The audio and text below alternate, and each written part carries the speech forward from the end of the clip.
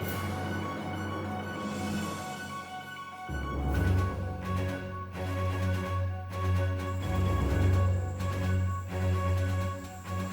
and welcome to my August 8th video update. A little one day behind schedule. Recently I watched an episode of Tim Brown's My Apple podcast in which he talked about equipping yourself for mobile filmmaking. And I'll put a link in the description to that particular episode. But one of the things he pointed out, one of the pieces of equipment, and that's what he was really doing, he was showing a variety of equipment that one might use when doing video recording using mobile. One of the pieces of equipment was a small light. And as you know, light is my enemy. In fact, I'm out here on our deck, I'm under an umbrella, it's a sunny day, and you can see the sun back there, but I was a little dark on this side at least, so I brought out my larger LED light to light the, to fill in the shadow on this side of my face, and I think it makes a difference. But these little guys, these are from Ulanzi, and Yalanji is actually a company that I've purchased a smartphone holder from that I really like. It folds up nicely and kind of flat. But he talked about these lights, and one of the things that makes them somewhat unique is that they have cold shoe slide ports on all four sides, and then it comes with a cold shoe mount that has a 1/4-20 in the bottom of it, so it can be screwed onto a light stand or to anything that has a screw, like GorillaPod tripods and so on. And in fact, I've got one. I bought two, and one of them I have on a light stand. So this is a light stand I can move around easily, and it fits, as you can see, very simply on that light stand. Let's see what I have here. I'm gonna loosen this, and that goes down a little bit so you can see how it works. And these are small. They're very small lights, but boy, are they powerful. Just check this out. So I won't shine it right here, but and you can increase the, there's a dial back here, and so let's turn it off. That's off, and you can turn it on, and then you can make it more intense or brighter, and it gets bright for such a small light. So if I turn it this way and turn it up a little bit, perhaps, you'll see, okay, it's on and getting brighter and brighter. It's kind of hard to really see the difference except off and on, but it is, to me, a very practical little light. Another thing, of course, that made these attractive is they were a little bit less than $13 each. So I bought two of them. And as I was saying, they're run by two AA batteries, something that wasn't clear in the descriptions, whether or not it had a built-in rechargeable battery, a built-in battery that just died after so many uses. It never really said anything in the description, and Tim hadn't mentioned that it took two AA batteries. So it does, and that's the way I'm using it. So here's what I was talking about, that these can be put together like so. So you could put a bunch of them together and make a large light, more like what I have over here, with say 2 or 3 of these. So that's handy. I'm not sure when I'll use that, because I'm using them really as two separate lights to do a kind of a key light and a fill-in light for shadows. And I have this Amaron ALM9 light, which is really quite nice, but I never really felt that it was giving me the power that this did. So let's see if I turn this on. That's full brightness, and this probably needs to be charged because I haven't had it on for a long time. And it's on. Okay, and I can increase this.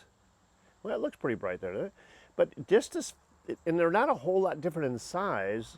This is rectangular, obviously, that's square, but somehow I just never thought I was getting quite the kind of light that I thought I should get from this, but still handy because it is small. It comes with diffuser panels that are magnetic that stick on it, so that's kind of cool. And I like too that it takes standard AA batteries. You can get those pretty much anywhere in the world.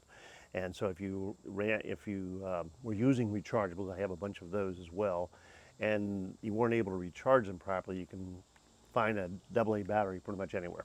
So I used these actually in my episode from last week when I was in our dining room, and our dining room's in the morning, especially when I typically do these recordings, is a little dark in the area that I was going to stand because I wasn't going to be by a window. And, so it can be a little dark, and I believe last week it was an overcast day. In fact, I know it was an overcast day because we had tremendous rains.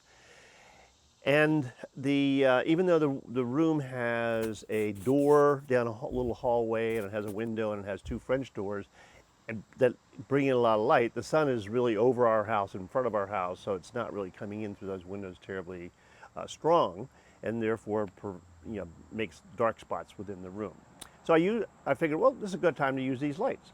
So when I recorded the first part of the video, I was using my Panasonic GM5 camera, and I had one light just kind of as a key light on one side of me. And I had the overhead light in the room off because I didn't want incandescent light. I wanted to use just this. And when I was recording later in that video using my iPhone, I added another light. So I had it up on a stand, and it was kind of filling in the other side. So it was filling in the shadows. It was kind of a fill light. And I think it did a reasonably good job. What happens though when you use light is, and because of the whole properties of light and the inverse square law, when you've added light that's kind of close to your subject, the area behind it goes into a little darkness. So the stairway was a little bit dark. I also noticed I got some shadows because I wasn't doing anything to diffuse these lights. It was rather harsh. So I reduced the harshness, if you will, by pulling them back a bit, but still getting the advantage of having an extra light to light me. But in the meantime, I've been looking at ways to try to diffuse these little lights. And so, I've done one where, I've tried one thing, so I'm going to turn this on. And just using a regular old tissue and putting that over the light. You can't really tell too much of a difference, but it does make a difference to soften the light. Another thing, let's try this. This is a top of an oatmeal container. I've been playing with trying to figure out how I might make like a little softbox out of an oatmeal container, and then this can be a diffuser. So if I put this in front of it, this also softens the light a little bit, it wouldn't be so harsh, but something I'm playing with. I got to figure out a way to attach it to this if I don't use the oatmeal container. And another thing is this is kind of making it like an umbrella, reflector umbrella, so that you're doing one of these numbers and you're getting the light back onto the face of the person, and attaching it with, cutting this. This is that kind of foamy white craft material. You can get it in black as well to use as a flag. But I have tried that with the Amaron ALM9 light, and here's a picture of that. But I'll come up with something, I'm sure. So I'll do an episode of photography and technology tools on these lights, and maybe in combination with some other lights, so that they have these smaller LED lights that I have, and go a little bit more in depth and show more examples of what I do with the light and what the results are. That's not the intent, as I've said before, of these updates. It's just to let you know what I'm thinking about, and in some cases that I've already thought about and decided on. One thing I'll tell you, after watching Tim's episode on using a Comicast or something wireless mic, I dug out my Ceramonic and I'm using that today. So we'll see how that sound comes across. I used to think it was a little bit raspy, but let me know in the comments if this audio sounds any different than previous ones, or if it's too low, too high, whatever. Okay, so the bottom line though is I'm liking these little lights. And the neat thing is they are so small, and they can be, they can be powered by everywhere available AA batteries, is I can stick them in a bag and they don't take up a whole lot of space, and then I've got them just in case. So that's kind of nice to have on hand. All right, so thank you for checking in on this week's video update, and I'll see you next week. And again, if this was useful to you, scratch the old like button, and if you haven't subscribed already, please do so. Look forward to seeing you in the future. Goodbye.